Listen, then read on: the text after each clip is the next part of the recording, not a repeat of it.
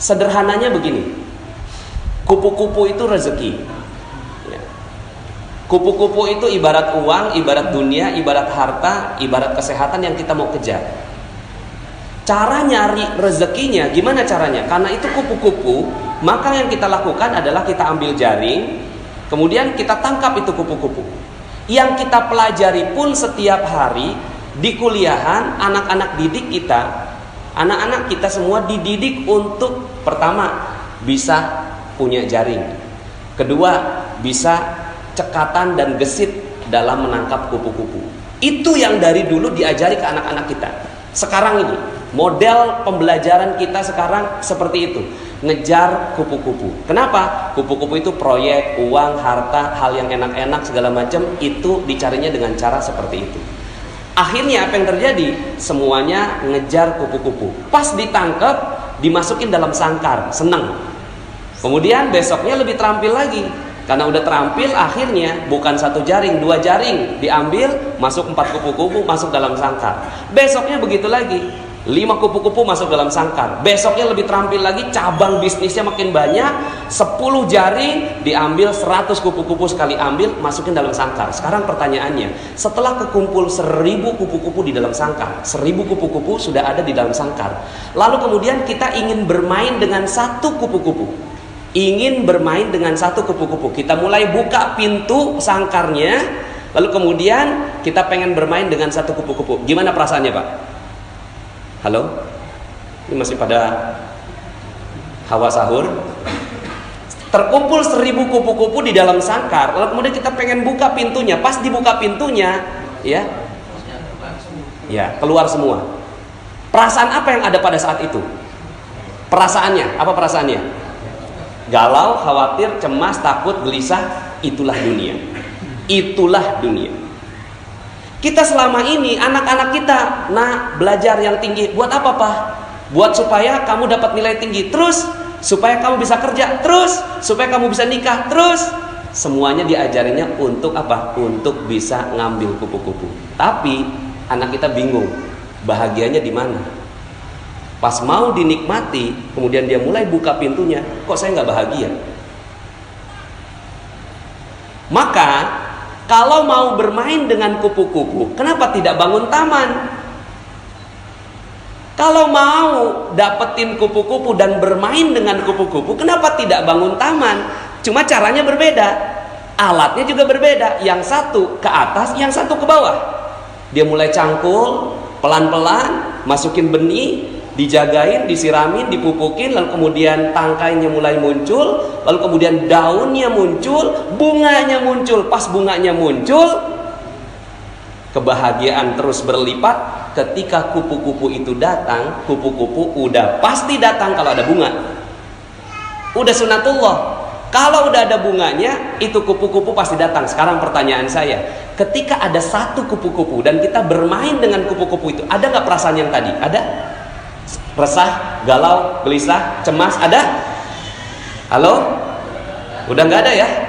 Begitu yang harusnya dilakukan untuk mencari rezeki. Cuma selama ini yang kita lakukan adalah ngambil kupu-kupu dan nggak punya taman. Akhirnya apa yang terjadi? Malam hari galau. Kenapa? Kupu-kupu hilang. Dicuri, hilang. Hilang handphone, galau. Diputus pacar, besok bunuh diri.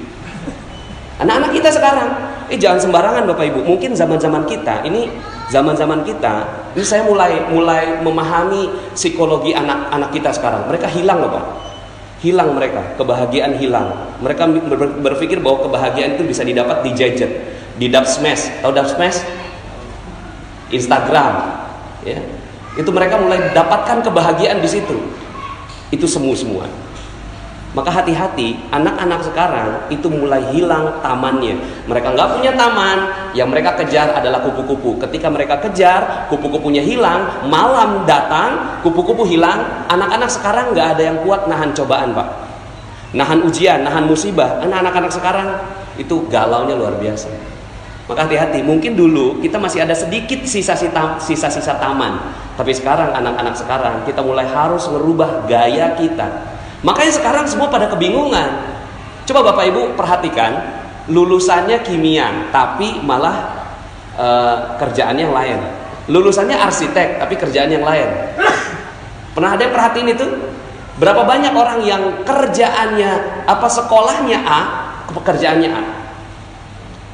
Sedikit sekali. Di Amerika datanya hanya 4%. Itu di Amerika yang link and match-nya bagus.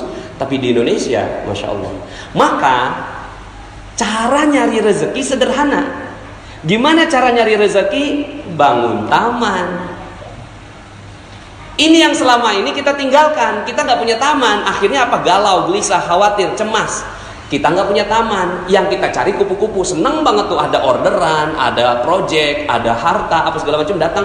Tapi kita mau beli sesuatu, beli mobil aja. Pas mau beli mobil, sebelum tuh mobil masuk, kita bikin sangkarnya dulu. Kenapa? Karena takut kalau kupu-kupunya hilang. Tuh. Nah, terus gimana dong? Ya udah, sekarang ganti fokus. Kalau kemarin tadi kan semalam kan saya bilang utang tuh lunas, ya kan? Karena memang kalau kita masih ada hawanya hawa utang, itu rezeki nggak akan pernah datang. Hawanya hawa utang, rezeki nggak bisa datang. Ya.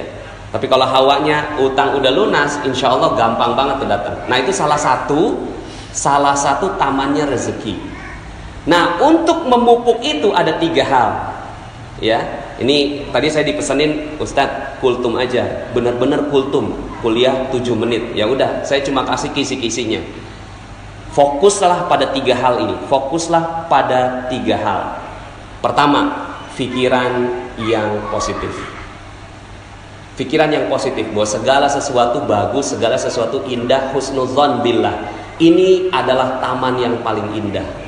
Taman yang paling indah adalah husnudzon billah. Husnudzon billah itu apa? Pokoknya semuanya positif dah. Masuk rumah sakit positif, ya kan? Bangkrut positif, ya. Jalanan kemarin macet apa penuh? Nah, penuh. Udah nggak ada jalanan macet di Jakarta ya. Nah, ini namanya positive thinking. Ajarin anak-anak kita ini tentang husnudzon billah.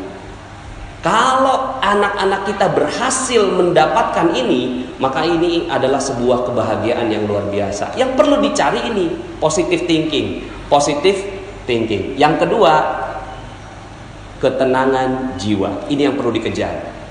Ketenangan jiwa ini namanya positive feeling. Kalau bahasanya kan positive thinking, positive feeling. Rasa itu harus tenang, cool, damai, enak, setenang samudera. Nggak boleh ada perasaan deg-degan. Deg-degan sedikit, itu langsung hilang seluruh rezeki. Jadi misalnya nih, kita punya utang, katakanlah masih punya utang ya, orang sana ya. Kalau di sini kan udah nggak ada yang punya utang ya. Orang sana masih ada utang. Terus kemudian gitu ya, ketemu sama debt kolektornya. Udah 1 bulan selalu menghindar sama debt kolektor. Pas banget saat itu dia lagi ngantri makanan di mall, pas balik debt kolektornya ada di belakang. Kira-kira bagaimana jantungnya? Ya, mau copot katanya. Deg-degan, berdebar. Berdebar adalah ciri rezeki hilang. Berdebar, jantung berdebar itu ciri bahwa kita tidak punya rezeki lagi. Tamannya hilang. Maka apa yang harus dilakukan? Yang harus dilakukan mendidik jiwa supaya tenang dalam segala kondisi. Bisa nggak kita seperti itu? Nah kalau bisa seperti itu, itulah harta kekayaan terbesar. Cuma gimana cara ngedidiknya ini? Ya ini panjang banget ini penjelasannya. Tapi misalnya begini Pak, ya kejadian ada yang konsultasi sama saya, anaknya meninggal dunia. Suaminya mundurin mobil, anak umur 1 tahun dilindes ya, sama sang ayah. Yang lebih tragis, kakaknya ngelihat dengan mata kepala sendiri ini adiknya dilindes sama ayahnya sendiri, dan sakratul maut mati saat itu juga. Sang istri keluar lagi masak, pas ngeliat gitu kan, menggelepar-gelepar gitu, digedor-gedor pintu jendelanya, terus kemudian turun sang ayah, berempat ngeliat dengan mata kepala sendiri tuh anak meninggal dunia dengan hancur badannya. Sekarang pertanyaan saya, bisa nggak saat itu jantungnya tidak berdebar? Alhamdulillah. Itu yang harus dikejar.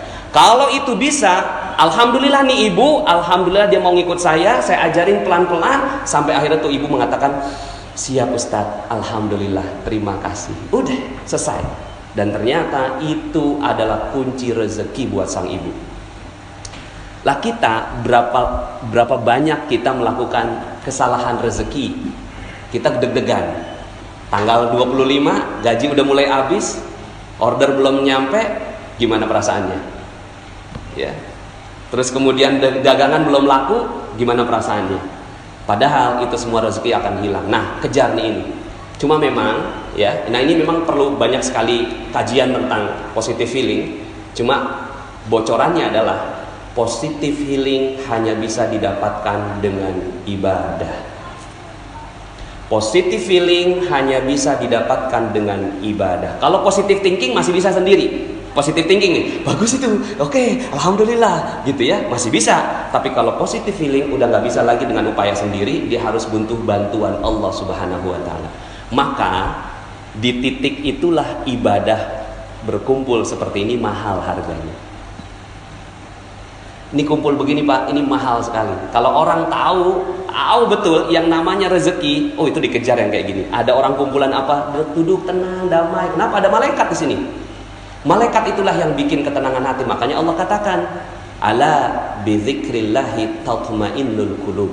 Ingatlah hanya dengan mengingat Allah maka hati bisa positive feeling. Nah. Cuma selama ini ya kita nggak kejar ini, coba sekarang kejar. Aduh, yang saya mau kejar adalah positive feeling, ketenangan jiwa. Karena itulah kekayaan sebenarnya. Kekayaan sebenarnya bukan harta, bukan mobil, bukan rumah, bukan yang lain, tapi ketenangan jiwa adalah kekayaan sebenarnya. Ya, dikatakan oleh Rasulullah SAW, laisal ghina an kasratil arad, walakinnal ghina ghinan nafs.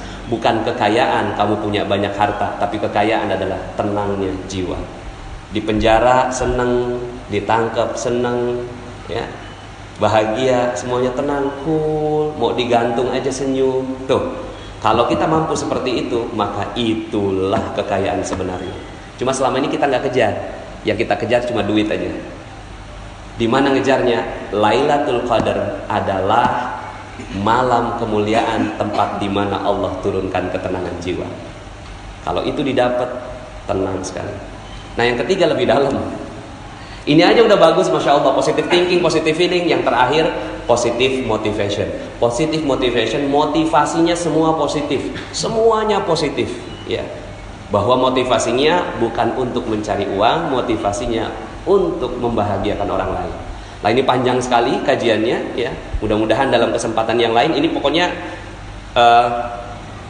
cirinya 3 aja. Kejar ini. Nggak penting tuh jurusan, nggak penting tuh kuliah, nggak penting tuh sekolah. Bener, nggak penting. Kalau sekolah nggak ngajarin 3 hal ini, berarti sekolah itu nggak penting. Makanya sekarang ini muncul adanya gerakan anti sekolah. Kenapa? Karena di sekolahan anak-anak berantem juga, ya. Tapi bukan berarti bahwa saya anti sekolah, tidak. Kalau di sekolahan ini mengajarkan 3 hal ini, maka sekolah itu perlu dikejar. Tapi kalau sekolahan ini nggak ada yang kayak gini, nggak ada 3 hal ini, yang diajarin cuma matematik, fisika, kimia, biologi, arsitektur, ya, kemudian astronomi, itu dia berarti ngajarin kupu-kupu. Tapi kalau dia ngajarin taman, dia ngajarin 3 hal ini, sehingga anak ada apapun dia senang, bahagia. Anak ada apapun dia tenang. Ada azan, dia langsung lari ngejar tuh azan. Kenapa? Di situ ada ketenangan jiwaku, Pak. Di situ ada ketenangan jiwaku, Mah. Maka aku akan kejar itu. Kalau ada sekolah yang ngajarin kayak gini, kejar itu sekolah. Karena itulah sebenar-benarnya kekayaan. Demikian, mohon maaf atas segala kekurangan. Kita balik semuanya.